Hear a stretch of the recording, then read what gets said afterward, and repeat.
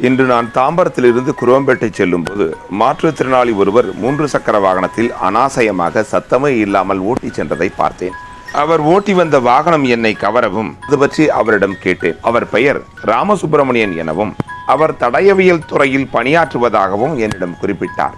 இது எலக்ட்ரிக் வண்டி, விலை 1,20,000 ரூபாய் என்றார். இங்கிருந்து ஏர்போர்ட் வரை இந்த எலக்ட்ரிக் வண்டியில் சென்றுவிட்டு அங்கிருந்து மெட்ரோ ரயிலில் அரசினர் தோட்டத்தில் இறங்கி பணிக்கு சென்று விடுவதாகவும் அவர் என்னிடம் குறிப்பிட்டார்.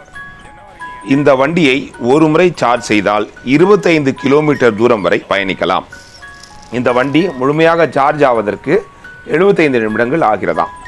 மணிக்கு 25 கிலோமீட்டர் வேகத்தில் தான் செல்ல முடியும் என்பதால் மாற்றுத்திறனாளிகளுக்கு வேக கட்டுப்பாடும் உண்டு, பாதுகாப்பும் இதில் உண்டு. வண்டியின் பெயரை பார்த்தேன், நியோ மோஷன் என்று இருந்தது. அட, இது நம்ம சென்னை IIT ரிசர்ச் பார்க்கில் உருவான நிறுவனம் என்பது என் நினைவுக்கு வந்தது. இந்த வண்டியின் பெயர் நியோ போல்ட்.